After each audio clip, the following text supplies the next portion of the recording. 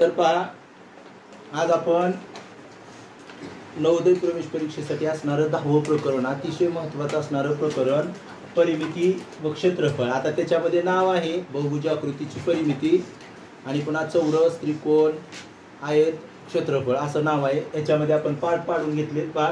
परिमिती, परिमितीमध्ये बहुभुजाकृतीची परिमिती. बहुभुजाकृती कशाला म्हणतो आपण? तर ज्या आकृतीला 3 किंवा 3 पेक्षा अधिक बाजू असतात. मग बहुभुजाकृती कोणतीही असू शकते. हे बघा, बहुभुजाकृती कोणतीही असू शकते.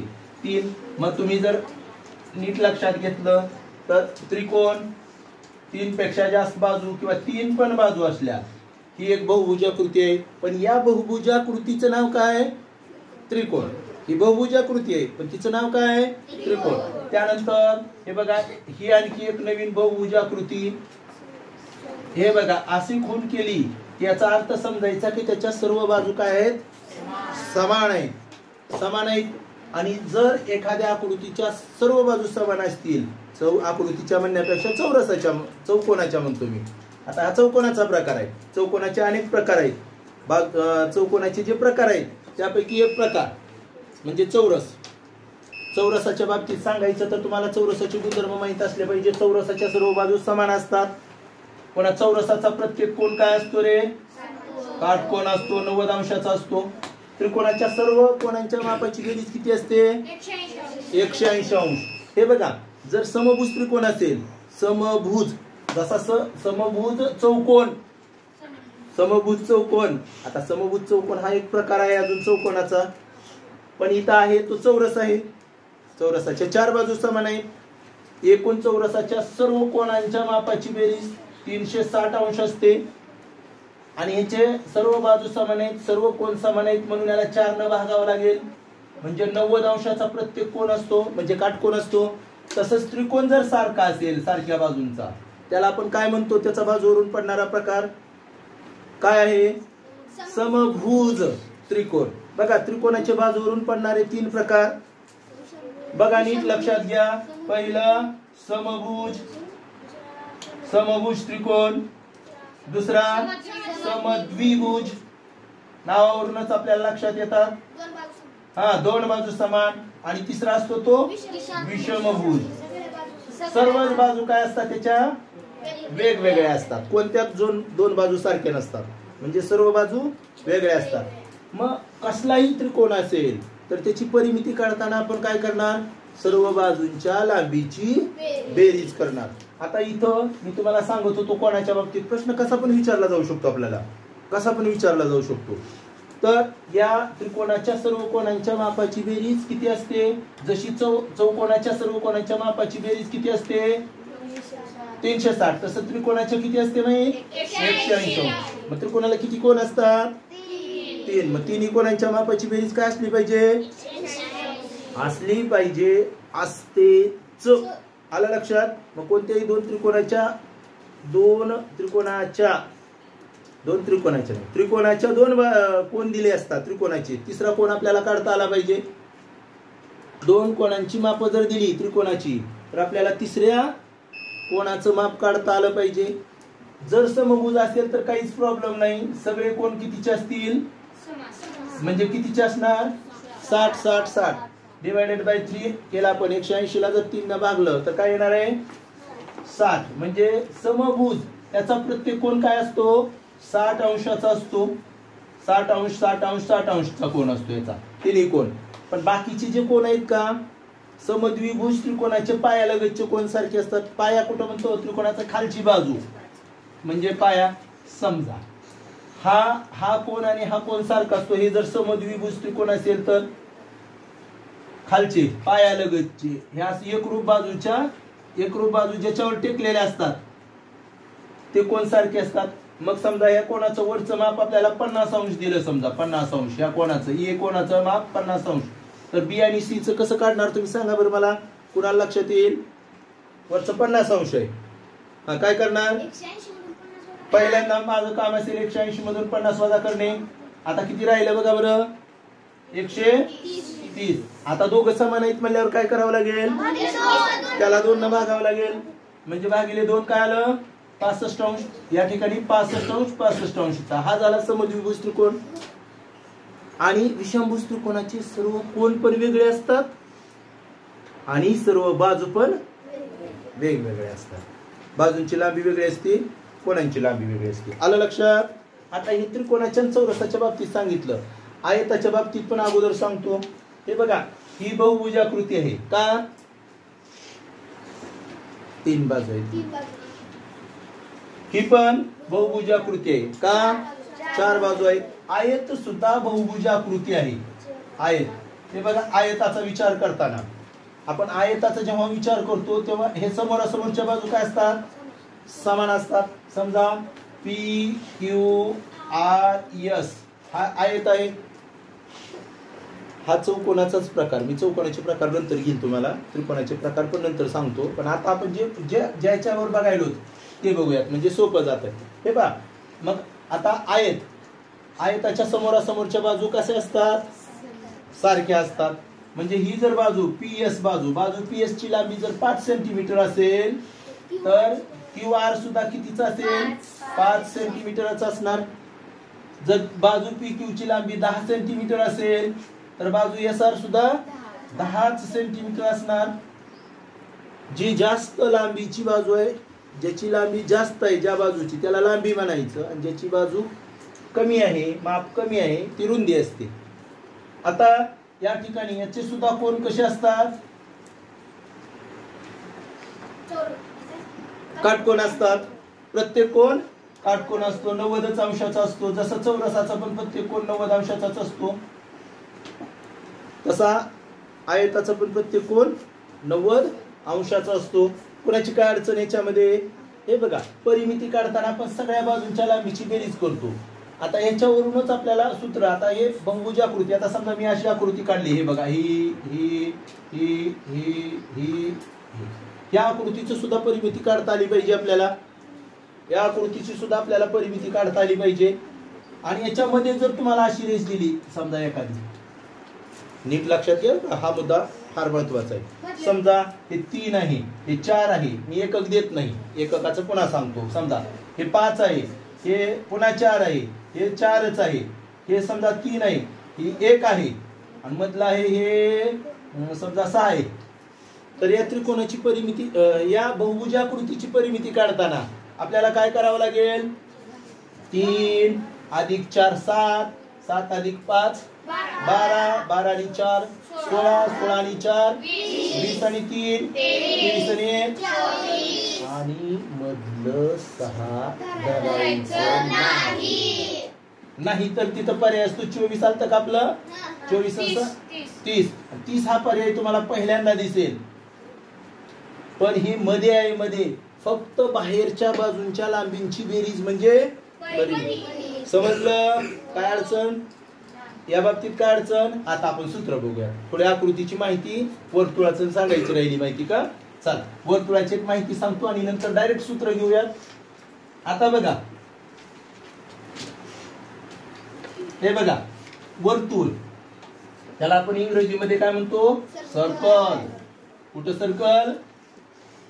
माहित नाही आहे का नाही? आपलं डोकं कुठं सर्कल माहित आहे का कधी? आता जागेवर राहणार, दिवाळी सर्कल हवी असलं तरी. तर बघूयात आपण वर्तुळ. आता वर्तुळ मी हाताने काढतो, तेवढं ॲक्युरेट येणार नाही, पण समजून घ्या. आता हे बघा, मध्यभागी वर्तुळाच्या,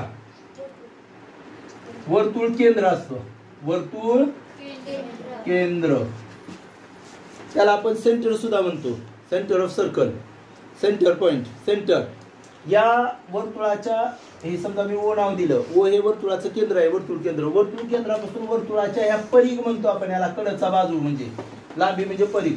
या प्रत्येक ठिकाणी कुठेही बिंदू घेतला तुम्ही, समजा मी या ठिकाणी एक बिंदू घेतला ए, हे बघा दिसत नसला तरी आहे असं समजा.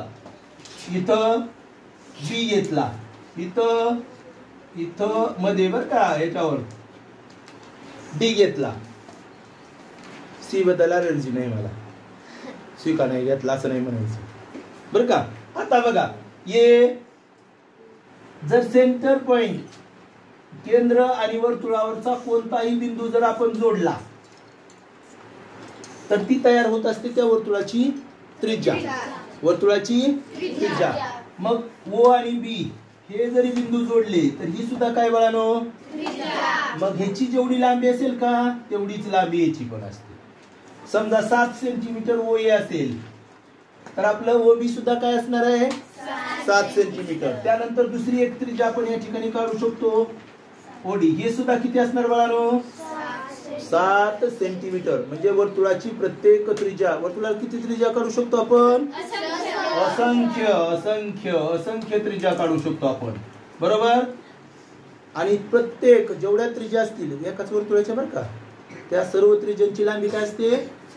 समान असते. कशी असते? म्हणजे या वर्तुळाला तुम्ही कुठेही त्रिज्या काढली तरी त्या वर्तुळाच्या त्रिज्येची लांबी काय असणार? काय असणार? या वर्तुळाला म्हणजे काय असणार? काय असणार? 7 सेंटीमीटर असणार. या वर्तुळाला म्हणलंय मी.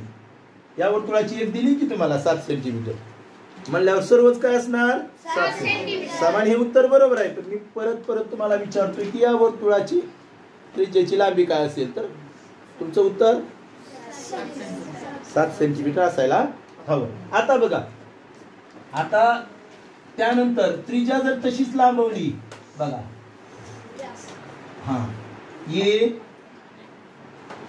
सी या ठिकाणी सी घेतलं, ये सी हा काय त्याचा व्यास. व्यास त्याला आपण इंग्रजीमध्ये डायमीटर म्हणतो, त्रिज्याला रेडियस म्हणतो. तर बघा हा जो व्यास आहे, व्यास हा नेहमी एसी काय आहे इथं? व्यास. एसी काय आहे? व्यास. आणि त्याची लांबी किती येणार आहे? 14 सेंटीमीटर. बरोबर, 14 सेंटीमीटर. का 14 सेंटीमीटर असतो? का दुप्पट असतो सांगा बरं? ही पण एक त्रिज्या आहे आणि ही पण एक त्रिज्या आहे. 2 त्रिज्या म्हणजे दुप्पट झाला ना. म्हणून व्यास हा त्रिज्येच्या दुप्पट असतो. इथली त्रिज्या कोणती घेऊ शकता तुम्ही? त्रिज्या समजा ओ ए असेल किंवा ओ बी असेल किंवा ओ डी असेल. या सर्वांची लांबी काय आहे? 7 सेंटीमीटर. कारण ह्या सर्व काय आहेत? त्रिज्या. त्रिज्या या व्यासाच्या काय असतात? निमपट. त्रिज्येची लांबी ही व्यासाच्या निमपट असते. आता परीघ. परीघ ही संकल्पना. आता बघा इथं मी लिहिलंय सूत्र लिहिताना मला सूत्र सांगायचे, फक्त अगोदर आकृतीची माहिती सांगितली मी. परिमिती म्हणजे काय तर तुम्हाला माहित आहे, कोणत्याही बंदिस्त आकृतीच्या सर्व बाजूंच्या लांबींची बेरीज म्हणजे कोणतीही बंदिस्त आकृती असू द्या तिच्या सर्व बाजूंच्या लांबींची बेरीज म्हणजे परिमिती. आता इथं परिमिती मी कंसात लिहिलंय आणि परीघ लिहिलंय. आता वर्तुळाचं परीघ म्हणजे काय? एक प्रकारची परिमितीच असते, बाहेरची बाजूची लांबी. आता बाजूच नसते म्हणून याला काय असतो? हा वक्राकार भाग जो असतो हा कडचा, हा लक्षात आलं का? हे म्हणजे काय? परीघ आहे. काय आहे? परीघ. पण मी एकावर एक वडताना असं बाहेर बाहेर बाहेर बाहेर कुठे बी आलंय ते नाही. कड्याला एकच असणार का नाही वर्तुळाला? त्याची लांबी म्हणजे परीघ असतो. आता परीघ म्हणजेच परिमिती असं मी तुम्हाला सांगितलं वर्तुळाच्या बाबतीत. आलं लक्षात? आता एका सूत्राची आपण माहिती घेऊया, सूत्र लक्षात ठेवूया. सूत्र कसं लक्षात ठेवायचं पहा. परिमिती काढत असताना आपण अगोदर परिमितीचे सूत्र घेतोय, हे मात्र लक्षात ठेवा. या सूत्रावरून आपल्याला उदाहरणं सोडवावं लागतात. आता बघा पहिलं आहे, आपण परिमिती पाहतो. परिमितीचं पहिलं सूत्र काय? बहुभुजाकृतीची परिमिती. म्हणजे काय करणार आपण? सर्व बाजूंच्या लांबींची बेरीज. सर्व बाजूंच्या लांबीची बेरीज लक्षात राहील. दुसरं हे बघा, त्रिकोणाची परिमिती. सगळ्यालाच हे सूत्र लिहिलं तरी चालतंय बरं का, सगळ्यालाच. इथून तिथून सगळ्याला, फक्त वर्तुळाला सोडून. कारण वर्तुळाला बाजूच नसते ना. काही सूत्र आठवणा गेलं आपल्याला तर सर्व बाजूच्या लांबीची बेरीज हे लक्षात ठेवायची परिमितीला, कुठल्याही आकृतीचं. पण आता पहा, ह्या त्रिकोणाची परिमिती, त्रिकोणाला किती बाजू असतात बघा नो?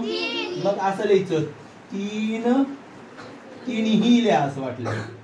तिन्ही बाजूंच्या लांबींची बेरीज. त्यानंतर पुढचं कशाचं आहे? चौरस. आपण चौरस पाहिलं. चौरसाला किती बाजू असतात? 4. बरोबर. मग त्याचं काय येणार आहे सूत्र? 4 गुणिले बाजू असं लिहितो मी सूत्र जसं दिलंय तसं. पण कंसात बाजू म्हणजे काय असते? बाजूंची लांबी. एकदा आपल्या लक्षात राहिल्यानंतर काय अडचण नाही. बाजू म्हणजे बाजूची लांबी हे लक्षात घ्यायचं. आता त्यानंतर आयत. आयताच्या बाबतीत मी तुम्हाला सांगितलं बघा. आयताच्या बाबतीत इथं मात्र चौरसाला तुम्हाला जास्त अडचण येत नाही. पण आयताचं सूत्र नेहमी थोडंसं काही जण विसरतात. हे बघा, चौरसाच्या बाजू कशा असतात? सगळ्या समान. मग बाजूवरून सूत्र आहेत चौरसाचे. मग परिमिती बी असलं तरी बाजूवरून, क्षेत्रफळ पण असलं तरी बाजूवरून, घनफळ असलं तरी बाजूवरून. असतं का घनफळ कुठं चौरसाला? चौरसाला कुठं घनफळ असतं? द्विमितीय आकृत्याला कुठं घनफळ असते? ज्याला उंची असते का उंची म्हणजे टाकी वगैरे इष्टिकाचिती असेल, घन असेल, वृत्तचिती असेल तर त्याला घनफळ असतं. आयताला कुठं काय घनफळ असतं का? चौरसाला ना आयताला नसतं, कारण त्याला उंचीच नसते ना आयताला. द्विमितीय आकृतीचं घनफळ काढू शकतो का आपण? व्हॅल्यू काढू शकतो का? नाही. आता बघा, मग इथं मी तुम्हाला सांगत होतो की हे बघा, हे लांबी आहे एल आणि ही पण लांबी आहे एल, लेंथ ब्रेथ. हे बी म्हणजे रुंदी आहे. मला सांगा बरं किती लांबी आहे त्याला? 2. आणि किती रुंदी आहे? तुम्ही जर याच्या सर्व बाजूंच्या लांबीची बेरीज म्हणलं तरी काही चुकलंय का? नाही. पण सूत्र कसं तयार होतं? तर बघा, हे 2 लांबी आहेत की नाही, म्हणून असं लिहायचं 2 गुणिले कंसात लांबी अधिक रुंदी. 2 कंसात लांबी अधिक रुंदी म्हणजे काय झालं? आयताची परिमिती. आणि आता मात्र वर्तुळ. हे बघा, वर्तुळाचा परिघ म्हणजेच परिमिती जरी आपल्याला इथं कुठे दिसत नसलं तरी आपल्याला माहित असावं. हे बघा, त्याचं सूत्र आहे 2 पाय आर. पाय म्हणायचं याला, पायासारखं दिसतंय बघा. 2 पाय आर. आता ते काय आहे, कशाचं गुणोत्तर आहे, एवढ्या डीप जायची गरज नाही आपल्याला. पाय म्हणजे पाय लक्षात ठेवा. पायची किंमत सांगतो काय असते ती. पाय कंसातल्या पाय बरोबर 1 तर 22/7 असते किंवा 3.14 असते. 3.14. आता तुम्ही म्हणाल सर आम्ही कधी वापरायचं ते? जर पाय बरोबर 3.14 दिलं तरच वापरायचं, नाही दिलं तर 22/7च वापरायचं. आलं लक्षात? 22/7च वापरायचं. आता याच्यामध्ये तुम्हाला काय अडचण आहे का लक्षात ठेवायला? नाही की नाही? आलंय का लक्षात? बघा, परिमिती काढता आली पाहिजे आपल्याला. समजलंय ना? यानंतर आपण काय होतं माहिती आहे का? परिमिती वगैरे क्षेत्रफळ काढताना कधी कधी त्रिकोणामध्ये 3 बाजू दिल्या जात नाहीत, मग 2च बाजू दिल्या जातात. आणि मग तिसरीच बाजू माहित नसते. मग आपल्याला परिमिती कशी काढायची, क्षेत्रफळ कसं काढायचं, या गोष्टी अडचणीत येतात आपण. मग त्याच्यासाठी आपल्याला हा काटकोन त्रिकोण जेव्हा दिला जातो, त्रिकोणाचे प्रकार हे बघा. त्रिकोणाची बाजूवरून पडणारे प्रकार यापूर्वी सांगितले मी. समभुज त्रिकोण, समद्विभुज त्रिकोण आणि विषमभुज हे बाजूवरून पडणारे प्रकार. नीट लक्षात घ्या. त्रिकोणाचे एकूण बाजूवरून किती प्रकार पडतात बघानो? बाजूवरून 3 प्रकार पडतात. कोणते? मगाशी सांगितलं मी, समभुज त्रिकोण. दुसरा कोणता सांगितला मी? बरोबर, समद्विभुज त्रिकोण. समद्विभुज त्रिकोण. आणि तिसरा कोणता सांगितला होता मी? बरोबर, विषमभुज. भुज म्हणजे बाजू, विषमभुज त्रिकोण. हे 3 बाजूवरून पडणारे प्रकार आहेत. हे कशावरून पडतात? बाजूवरून. याला माहित आहे तुम्हाला, तिन्ही बाजू सारख्या, दोन बाजू सारख्या, सगळ्याच बाजू सारख्या वेगळ्या. दोन बाजू सारख्या, तीन बाजू सारख्या, सगळ्याच बाजू सारख्या. म्हणजे समभुज झाला की पुन्हा, आहे की नाही? म्हणजे विषमभुज म्हणजे सर्व बाजू वेगवेगळ्या, आहे की नाही? मग हे झाले बाजूवरून. तसेच बाळांनो, त्रिकोणाचे कोणावरून 3 प्रकार पडतात. कोणावरून सुद्धा किती प्रकार पडतात? 3. आता बघा, कोणावरून कोणते 3 प्रकार पडतात इथं लिहितो मी अगोदर. हा, हे बघा, कोणावरून सुद्धा 3 प्रकार पडतात. जसे बाजूवरून 3 तसे कोणावरून 3. आता कोणते 3? तर बघा, पहिला मला सांगा, कोणाचा पहिला प्रकार काय आहे सांगा बरं. कोणाचे प्रकार माहिती की नाही? काय बरं, काटकोन. तुम्ही काटकोन म्हणता, तर त्याला काय लावायचं? फक्त त्रिकोण. झाला पहिला काटकोन,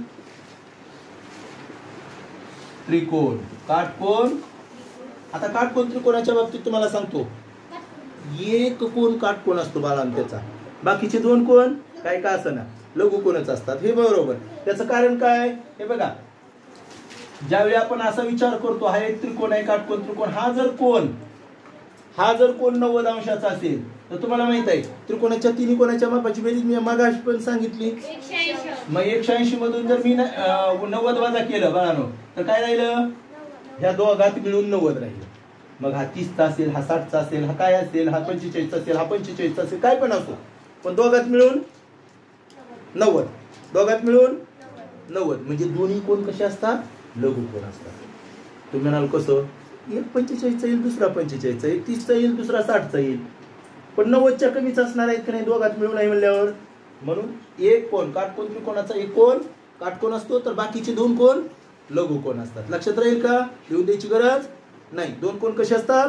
लघुकोन. आता पहा, दुसरा कोण त्रिकोणाचा कोणावरून पडणारा दुसरा प्रकार.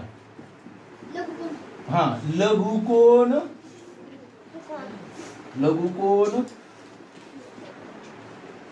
त्रिकोण. आता बघा, लघुकोन त्रिकोण नावावरूनच कळते आपल्याला. लघुकोन, लघु म्हणजे लहान कोण असले पाहिजे. लघुकोन माहित आहे तुम्हाला? लघुकोन कशाला म्हणतो? ज्या कोणाचे माप 90 अंशापेक्षा कमी असते. आपण घेतलंय कोणाच्या प्रकारामध्ये, ज्या कोणाचं माप 90 अंशापेक्षा कमी असते त्याला काय म्हणतो आपण? लघुकोन म्हणतो. मग लघुकोन त्रिकोण काय असतो? त्याची सगळेच कोण लघुकोन असतात, तिन्हीच्या तिन्ही. समजा त्यातला एक प्रकार मी तुम्हाला घेऊन दाखवला. समजा हा बाजूवरून पडणारा कोणता प्रकार आहे सांगा बरं. मी अशी खूण केल्यावर समभुज. ह्याचे कोण काय असतात? 60 60 60. प्रत्येक कोण कसा आहे? 60 अंशाचा. सारखा आहे, मान्य तुमचं मान्य मला. पण किती अंशाचा आहे? म्हणजे लघुकोन आहे. हा त्रिकोण बाजूवरून पडणारा प्रकार काय आहे त्याचा? बाजूवरून समभुज. आणि कोणावरून म्हणल्यावर लघुकोन त्रिकोण आहे तो. बघा लक्षात घ्या, कोणावरून त्याचा प्रकार लघुकोन आणि बाजूवरून मात्र समभुज. मग ज्या त्रिकोणाचे तिन्ही कोण लघुकोन असतात 90 पेक्षा कमी, तो लघुकोन त्रिकोण. लक्षात आलं का? त्यानंतर आपण पाहूयात तिसरा जो प्रकार आहे. आता म्हणाल सगळ्याचं 60-60 असतं का माप? 60-60 असतं का? प्रत्येक कोणाचं माप 60च असलं पाहिजे का लघुकोन त्रिकोण असण्यासाठी? अजिबात नाही. आता मी तसं लिहिलंय म्हणून तिथं दिसेल तुम्हाला. समजा मी वेगळ्या प्रकारचा काढला, इथं जर 70 असेल, समजा मोठा कोणता दिसतोय? समजा हा 70 अंशाचा असेल, 70 अंशाचा. हा 60 अंशाचा असेल, तर हा कितीचा असेल सांगा बरं पटकन मला. 50. बरोबर. हे झालं 130 आणि हे 50. आता मला सांगा, ह्या सर्व त्रिकोणाचे कोण सारखे आहेत का? नाही. पण सगळे कसे आहेत? 90 पेक्षा कमी. म्हणून हा लघुकोन त्रिकोण आहे. आता शेवटचा जो आहे तो विशाल कोन त्रिकोण. याची गरज आहे का? तर गुणधर्मामध्ये विचारलं जाईल, पुन्हा कुठं तरी विचारलं जाईल. एक मार्क नवोदयसाठी महत्वाचा आहे, त्यामुळं गरज आहे. आता बघा, विशाल कोन त्रिकोण कशाला म्हणायचे? ज्या त्रिकोणाचा एकच कोणी विशाल कोन असतो, बाकीचे कसे असतील? कसे असतील? लघु कोणच असणार नाही. एकच 90 पेक्षा मोठा झाल्यावर हे बघा हा काढला समजा मी. या कोणाचं माप 120 अंश आहे समजा. क्लिअर नसेल समजा, पण 90 पेक्षा जास्त आहे हे लक्षात येतंय. 120 आहे समजा. मग ह्या आणि ह्या दोघांचं मिळून किती माप असेल? कुणाचं काही पण असू द्या, काय करायचं आपल्याला?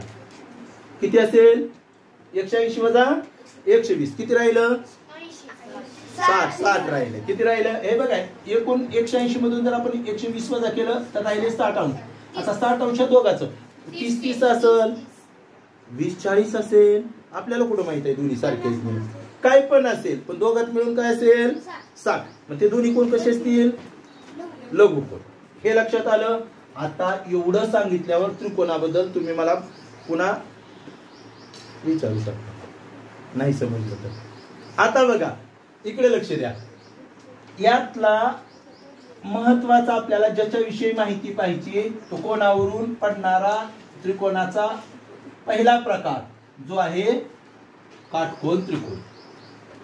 आता काटकोन त्रिकोण ज्यावेळी दिला जातो त्यावेळी आपल्याला काही गोष्टीची माहिती असावी लागते. आणि पायथागोरस हे गणितज्ञ आहेत. त्यांनी एक सिद्धांत, एक नियम, सिद्धांत म्हणजे नियम, त्याने एक नियम सांगितलेला आहे. काय नियम सांगितलेला आहे? तर बघा, काटकोन त्रिकोणात हा फक्त नियम कोणत्या त्रिकोणाला लागू होतो? काटकोन. हा कसला त्रिकोण आहे? काटकोन त्रिकोण. आणि काटकोन त्रिकोणाबाबतच सिद्धांत नियम मांडलेला आहे त्यांनी. तो काय मांडलेला आहे? तर बघा याच्यामध्ये नीट लक्षात घ्या. ही बीसी बाजू जो खालची बाजू आहे का, त्याला आपण पाया म्हणतो. पाया खालीच असतो. पाय कुठे असते आपली? घराचा पाया कुठे असतो? मग त्रिकोणाचा पाया खालीच असतो. लक्षात ठेवा. ही उंची हे बी काय आहे? त्या त्रिकोणाची उंची. आणि पाया आणि उंची या दोन्हीपासून 90 डिग्रीचा अँगल तयार झालेला असतो, म्हणजे 90 अंशाचा कोन तयार झालेला असतो. पाया आणि उंची ज्या ठिकाणी एकत्र येतात त्या ठिकाणी 90 अंशाचा कोन असतो. म्हणूनच त्याला काटकोन त्रिकोण म्हणतो आपण. आणि ह्या 90 अंश कोनासमोरील बाजू हा कर्ण असतो. काय असतो? कर्ण असतो. काय असतो? कर्ण. महाभारतातला कर्ण नव, हा त्रिकोणाचा कर्ण. महाभारतातला कर्ण तिथंच राहू द्यायचा आपल्याकडे, नको आता.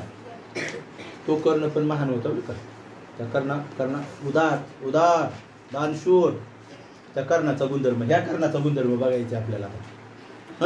तर बघा या कर्णामध्ये, ह्या त्रिकोणाच्या कर्णाच्या बाबतीत किंवा या काटकोन त्रिकोणाबाबतच पायथागोरसने काय नियम सांगितलाय की बघा, कर्ण वर्ग कर्ण वर्ग म्हणजे जर आपण कर्णाचा वर्ग केला, खरं तर असं नाही, कर्णावर काढलेल्या चौरसाचे क्षेत्रफळ हे पायावर काढलेल्या चौरसाच्या व उंचीवर काढलेल्या चौरसाच्या क्षेत्रफळाच्या बेरजे इतके असते, असा नियम आहे. पण आपण फक्त डायरेक्ट सूत्रापुरता विचार करू सध्या. कर्णवर्ग बरोबर पाया वर्ग अधिक उंची वर्ग. कर्णवर्ग बरोबर पाया वर्ग अधिक उंची वर्ग. लक्षात घ्या. काय लक्षात राहील तुमच्या? कर्णवर्ग बरोबर पाया वर्ग अधिक उंची वर्ग. इथं पाया 3 आहे, 3 सेंटीमीटर, उंची 4 सेंटीमीटर आहे. आणि मला आता कर्ण काढायचं आहे. आता कर्ण माहित नाही तर त्यांच्या सूत्रात आपण किमती ठेवू. बघा त्यांनी जो नियम मांडलाय त्यामध्ये, तर कर्ण काढायचं आपल्याला. माहित आहे का कर्ण? नाही. मग आपण कर्णवर्ग तसंच ठेवूयात. कर्णवर्ग बरोबर पाया माहित आहे आपल्याला. बघा बरं पाया, 3चा वर्ग लिहूया आपण. अधिकला अधिक चिन्ह लिहूयात. आता आपल्याला उंची माहिती आहे. किती आहे उंची? 4. मग 4चा पण वर्ग लिहूयात. हे कर्णवर्गाला कर्णवर्ग तसंच. आता बघूयात 3चा वर्ग काय वेळा? 9. 6 म्हण नका रे बाळा. 4चा वर्ग 16. कर्णवर्ग तसंच लिहूयात. पुन्हा लिहिण्याची गरज नाही, पण लिहूयात आपण आता. यांची बेरीज केली 9 आणि 16.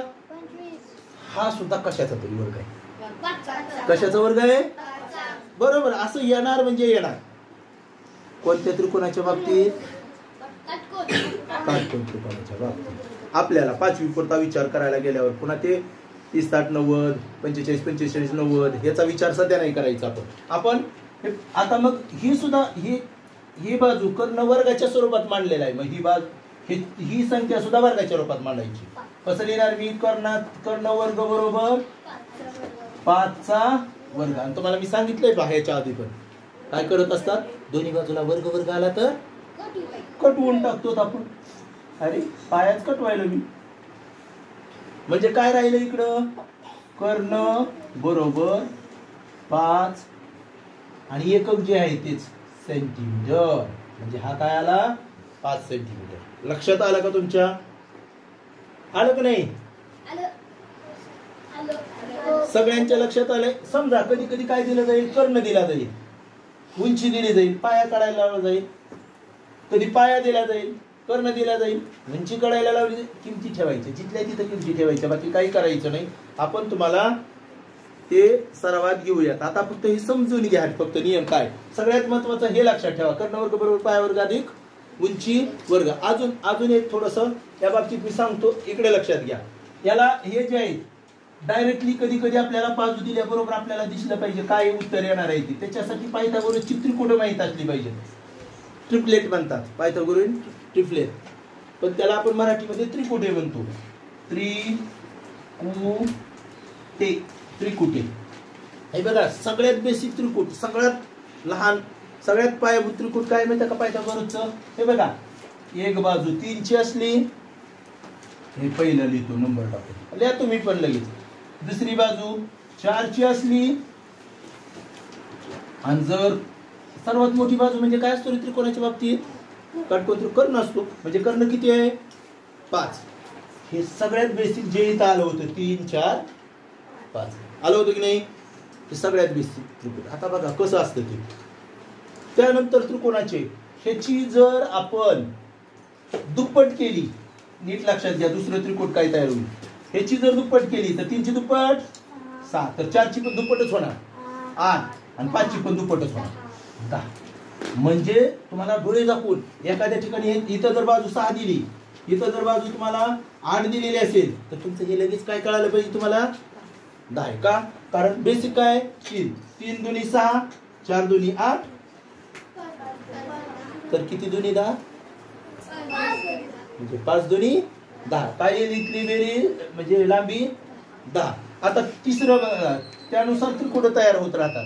पुढे बघा, हा काय होईल सांगा मला? 3 त्रिक 9, हा 4 त्रिक आणि 5 त्रिक 15. हे असते. डोळे झाकून आपल्याला लक्षात आलं पाहिजे. इथली जर बाजू 15 दिली, हे बघा एक काटकोन त्रिकोण नुसता आपण एकक लिहित नाहीत. आता समजा ही जर 15 दिली बाळांनो, आणि ही जर 12 दिली, तर नक्कीच तुमच्या लक्षात यायला पाहिजे काय असली पाहिजे? 9च असली पाहिजे. असलीच पाहिजे, करायची पण गरज नाही. हे काय असली पाहिजे? 9च असली पाहिजे. का? कारण इथं लक्षात घ्यायचं, बेसिक त्रिकोण लक्षात घ्यायचं. ह्याची किती पट झाली? 4 पट. ह्याची किती पट झाली? हा इथं बघा, हे बघा, हे नीट लक्षात घ्या. ही कोणती बाजू आहे? कशाचा विचार करायला? इथं पण 3 पट आहे, 4 पट नाही. 3 नाही, 4ची 3 पट बरोबर. आणि ही 5ची 3 पट. ही 4ची 3 पट. 4 गुणिले 3, ही 5 गुणिले 3. तर ही काय यायला पाहिजे? 3 गुणिले 3 म्हणजे 9. तिप्पट सगळ्याची तिप्पट. आता पुढं 4 12 झालं, तर ही बाजू काय येईल लगेच? 16, आणि ही बाजू काय येईल? हे असं होत राहणार आहे पुढे. आलं लक्षात? म्हणजे लवकर सोडवायला पुन्हा तुम्हाला फायदा होईल. अजून एक आहे त्याच्यात त्रिकोण, पण तुम्हाला एवढंच बेसिक एखाद्या दिवशी पुन्हा ते दुसरं सांगतो. एकदा जास्त सांगितल्यावर लक्षात राहणार नेमकी. आता बघा, ते हे तुम्हाला समजलंय पायथागोरसचं? समजलंय ना?